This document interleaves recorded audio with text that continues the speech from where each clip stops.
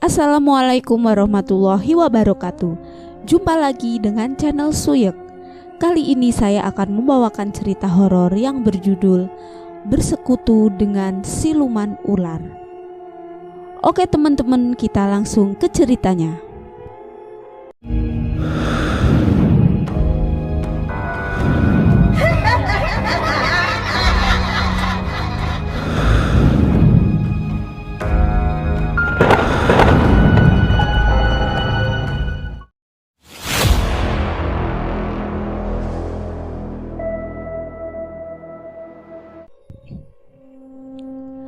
Kisah ini merupakan sebuah pengadaptasian sosial terkait sebuah kejadian yang terbilang aneh namun sangat mengerikan. Kisah ini berawal dari keluarga Suci yang baru saja kehilangan salah satu anggota keluarga pentingnya. Dia adalah Ibu Mirna, ibu dari Suci sendiri. Ibu Mirna diketahui meninggal secara tidak wajar. Banyak rumor yang beredar bahwa kematian dari Ibu Mirna sendiri disebabkan oleh tetangganya sendiri yang melakukan pesugihan. Namun Suci sendiri tidak memperdulikan terkait kabar burung yang beredar. Ia lebih memilih untuk diam dan terus-menerus mendoakan teruntuk ibunya sendiri.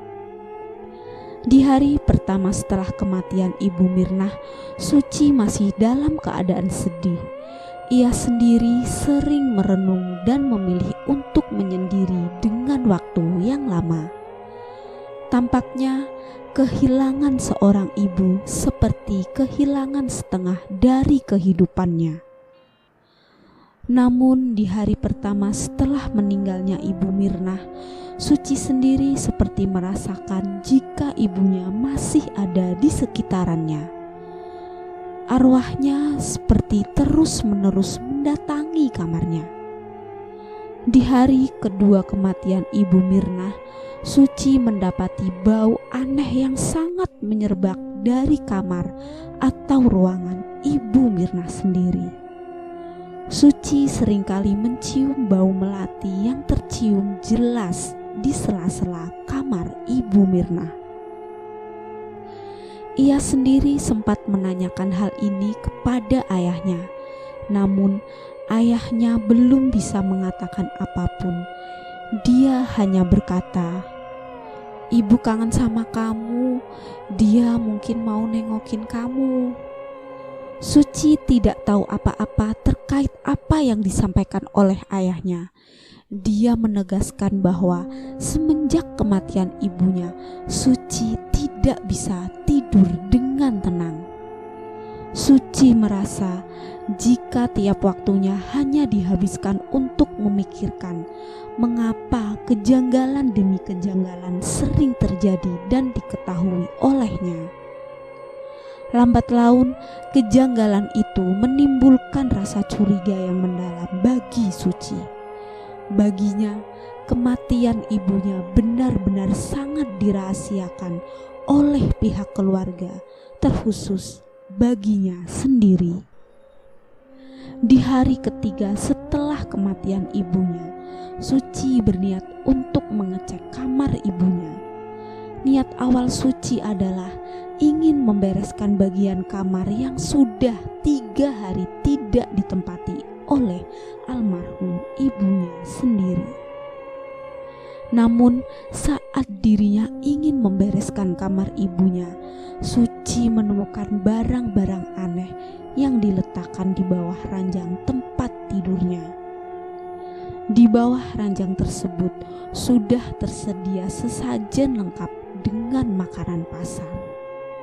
Lalu ada juga kemenyan yang mengepul kuat hingga memberikan bebauan yang sangat menusuk di hidungnya. Suci kira ini adalah bukti penghormatan keluarganya terhadap ibunya sendiri. Namun saat Suci mencoba untuk memindahkan sesajen tersebut, dia terkejut dengan foto ibunya yang sudah diletakkan tepat di bagian bawah sesajen. "Loh, ini kan foto ibu. Kenapa foto ibu ada di sini?" Suci pun memandangi foto ibunya dengan rasa penasaran. Dia sejenak berpikir, jika memang ayahnya sendiri yang meletakkan hal ini, itu artinya ada sangkut paut antara ayahnya dengan kematian ibunya. Suci pun kembali meletakkan foto itu di tempat semula. Ia pun sekarang tertuju kepada lemari ibunya yang tertutup dengan rapat. Saat Suci ingin membuka pintu lemari, ternyata pintunya sudah dikunci dengan rapat. Suci pun mencari kunci di sekitaran kamarnya. Namun sayangnya, dia tidak menemukan kunci di sekitaran kamar ibunya. Dari luaran, Suci mendengar suara ayahnya yang sudah memanggil-manggil namanya. Suci pun bergegas untuk segera meninggalkan kamar ibunya. Saat Suci sudah keluar dari kamar ibunya, Suci langsung berpura-pura menuju ke bagian ruangan depan sambil membawa sapu dan serokan. Suci mencoba untuk menutup-nutupi terkait apa yang baru saja ia lakukan. Tidak lama kemudian, ayahnya melihat Suci sedang menyapu di bagian depan rumah. Ayah Suci pun langsung bertanya kepada Suci terkait perginya Suci selama tidak berada di dalam kamar. "Kamu kemana aja, Dek?" "Suci dari tadi di sini aja ya. Kenapa emangnya?" "Loh, ayah baru saja ke depan, tapi kamu gak ada." Suci segera mencari alasan yang masuk akal saat ayahnya berkata seperti itu. "Oh, tadi Suci ke belakang ya. Suci beresin bagian belakang dulu. Pas ayah ke belakang, Suci lagi di depan. Cuman Suci lewat dari belakang pintu rumah dan langsung ke depan. Alasannya karena Suci cari serokan. Adanya di bagian samping rumah." "Oh, begitu. Pantesan tadi pas ayah nyaut kamu gak ada." "Iya ya. Emangnya kenapa ayah manggil-manggil nama Suci?" "Tadi ayah nyariin kamu karena ayah takut kamu masuk ke dalam kamar ibu," jelas ayah Suci. "Emangnya kenapa ya?" tanya Suci. "Gak apa-apa. Kamu jangan sampai masuk ke kamar ibu ya." "Ada apa ya emangnya?"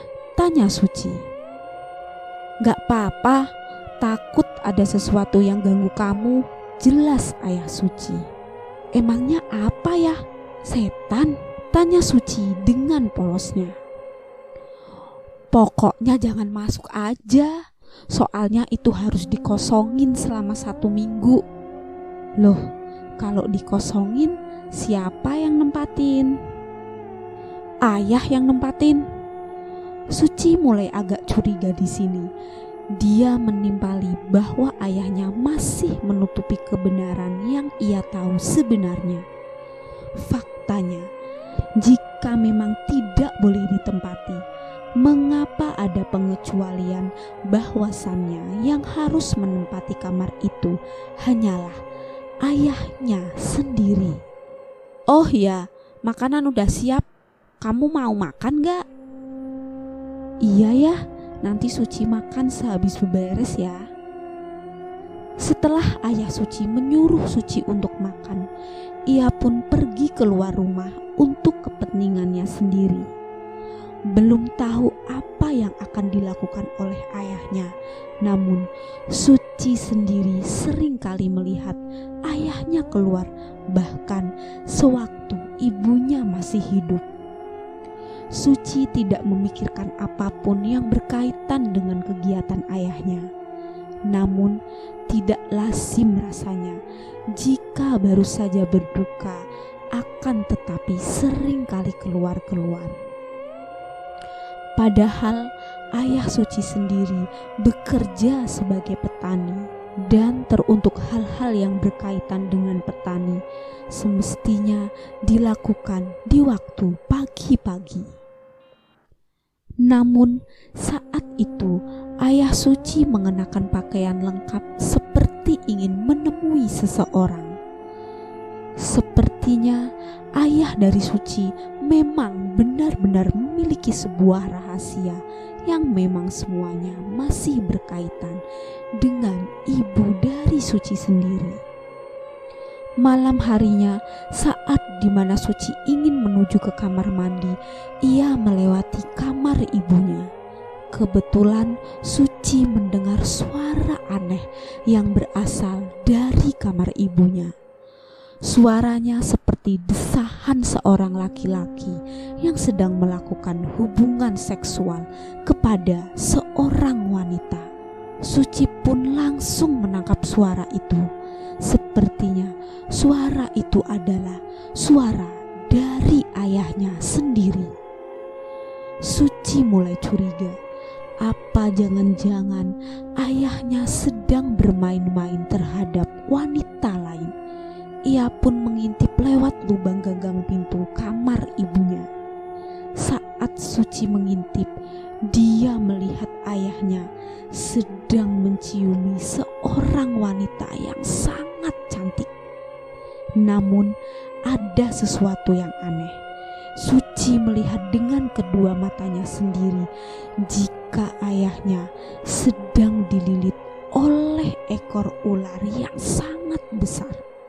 Suci pun langsung menutup mulutnya. Ia pun perlahan melangkah mundur sambil menutupi mulutnya agar tidak bersuara. Setelah itu ia kembali untuk masuk ke dalam kamarnya. Suci tidak jadi masuk ke kamar mandi setelah melihat hal yang tidak mengenakan tersebut. Pantas saja Suci merasa jika hidup ayahnya benar-benar tidak masuk akal. Dengan penghasilan sebagai tani, ayahnya mampu mendapatkan hasil panen yang sangat melimpah tepat sehari setelah kematian ibunya. Kemungkinan besar ayahnya memang telah melakukan hal ini sejak lama. Namun karena dirinya tidak ingin ada anggota keluarga lainnya yang tahu, alhasil kejadian tersebut hanya ditutup-tutupi. Dan sekarang semuanya sudah terbongkar. Suci pun tidak keluar dari kamarnya sampai akhirnya proses persetubuhan antara ayahnya dan juga siluman ular itu telah selesai. Sembari mengecek luaran, Suci pun pelan-pelan menuju ke kamar mandi. Namun saat dirinya melewati kamar ibunya, rasa penasaran pun kembali muncul. Suci ingin sekali melihat ayahnya yang berada di dalam kamar ibunya. Akan tetapi dia mendengar suara desisan ular yang sangat kencang, seperti suara ular asli yang benar-benar berada di dalam kamar. Suci pun dengan terpaksa langsung membuka pintu kamarnya. Namun di saat dirinya membuka pintu, tiba-tiba seekor ular piton yang panjangnya 2 meter sedang melilit tubuh ayahnya. Ular itu merasa terusik dan segera memberikan gertakan kepada Suci. Suci yang melihat amarah dari ular tersebut langsung mundur beberapa langkah sambil berteriak ketakutan. Sedangkan ayahnya, wajahnya sudah memucat dengan mulut yang sudah terbuka lebar. "Ayah!" Suci pun langsung berlari untuk meminta pertolongan warga yang berada di sekitaran rumahnya. Namun karena saat itu kondisi sudah malam, tidak ada satupun lalu lalang warga untuk keluar. Suci pun langsung menuju ke rumah-rumah warga sembari menggedor-gedor tiap pintunya untuk meminta pertolongan kepada mereka. Setiap pintu yang ia gedor, tidak ada satupun dari warga yang mau membukakan pintu rumahnya. Suci pun menangis sambil berteriak minta tolong, hingga akhirnya ada salah satu warga yang mau membukakan pintunya. Dia adalah seorang warga biasa yang sedikit mengerti terkait apa yang dirasakan oleh Suci sendiri. Dia adalah seorang warga biasa yang sedikit mengerti terkait apa yang dirasakan oleh Suci sendiri. "Dek, kamu kenapa nangis?" "Ayahku dililit ular, tolong ayahku." "Tidak bisa, Dek, ayahmu sudah terikat dalam perjanjian." "Tapi bagaimana cara melepaskan ular itu?" "Ambil tanah kuburan ibumu, lalu taburkan di atas ular itu. Ular itu akan takut dengan lemah layar dari tumbalnya sendiri. Nanti ular itu akan lepas dengan sendirinya." Suci pun segera berlari menuju ke kuburan ibunya. Perlahan matanya terlihat dengan jelas sesuatu yang aneh di tiap kuburan.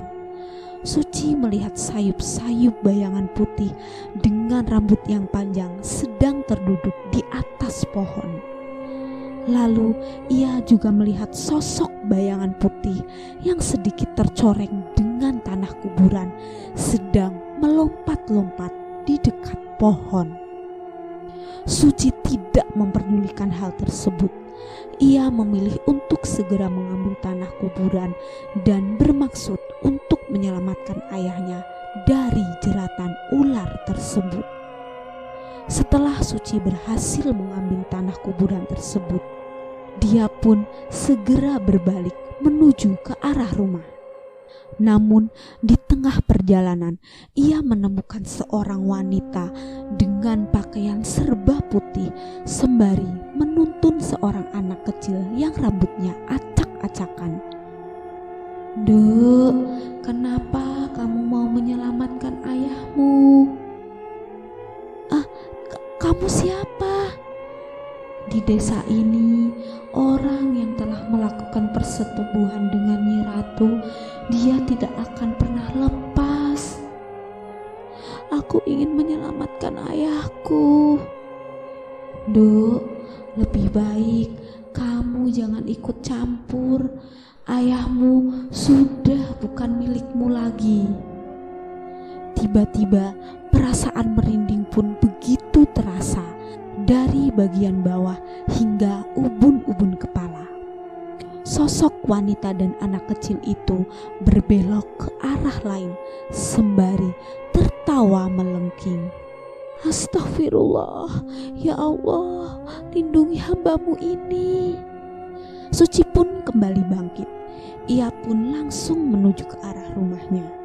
Namun di sepanjang jalan ia melihat beberapa warga dengan wajah yang sangat asing.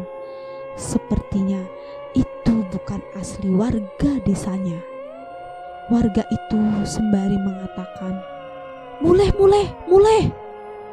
Suci pun berteriak sambil minta tolong agar segala gangguan-gangguan yang ada di sekitarannya segera dihentikan. Sampai akhirnya pundaknya ditepuk dari arah depan. "Sudah diambil lemah layatnya?" Sudah, Pak." "Mari aku bantu." Akhirnya warga itu pun ingin membantu Suci yang benar-benar sudah kewalahan. Ia pun segera menuju ke dalam rumah, lalu menuju ke arah kamar Ibu Suci. Saat mereka berdua datang, tiba-tiba lampu kamar menjadi mati. Lalu dari bawah ranjang keluarlah seorang wanita yang sangat cantik. "Wong iki wis berjasa karo aku, tapi krono wong iki ora gelem numbalke anake dheweke, dadi aku sing gawe keputusan." "Keputusan opo?" "Keputusan kanggo njaluk tumbal." Tanpa berlama-lama, sosok wanita itu berencana untuk menyerang Suci. Namun warga yang tengah memegang lemah layat itu langsung menaburkannya tepat ke arah wajah dari sosok wanita ular tersebut.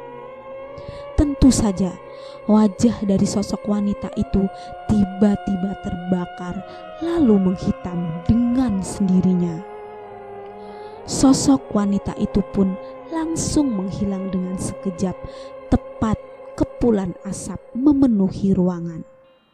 Namun di saat lampu kamar mulai menyala, Suci dan seorang warga tersebut terkejut saat melihat ayahnya sudah meninggal dunia dengan wajah yang sudah pucat dan mulut yang menganga lebar. Lalu muncul juga bau busuk dari alat kelaminnya yang ternyata alat kelamin dari ayah Suci sendiri telah dijadikan wadah untuk meneruskan bibit-bibit baru dari siluman ular tersebut. Suci menangis sejadi-jadinya. Ia baru menyadari bahwa ayahnya telah melakukan persekutuan dengan siluman ular tersebut. "Ibumu meninggal karena ini," jelas seorang warga itu. Suci pun masih tidak percaya jika kedua orang tuanya meninggal dengan cara yang tidak mengenakan. Hari itu benar hari yang sangat memukulkan bagi Suci. Suci sendiri benar-benar merasa hancur saat itu. Selanjutnya, jasad dari ayah Suci pun dikubur dengan letak yang sangat jauh dari pemakaman warga. Pasalnya, warga tidak ingin jika tempat pemakamannya terdapat pelaku pesugihan. Walau bagaimanapun juga, Suci tetap menerima ketetapan itu. Ia menerima dengan lapang dada bahwa ayahnya adalah pelaku pesugihan dan ibunya adalah korban pesugihan dari ayahnya sendiri. Selesai. Oke teman-teman, sekian cerita dari saya. Wassalamualaikum warahmatullahi wabarakatuh. See you next time. Bye.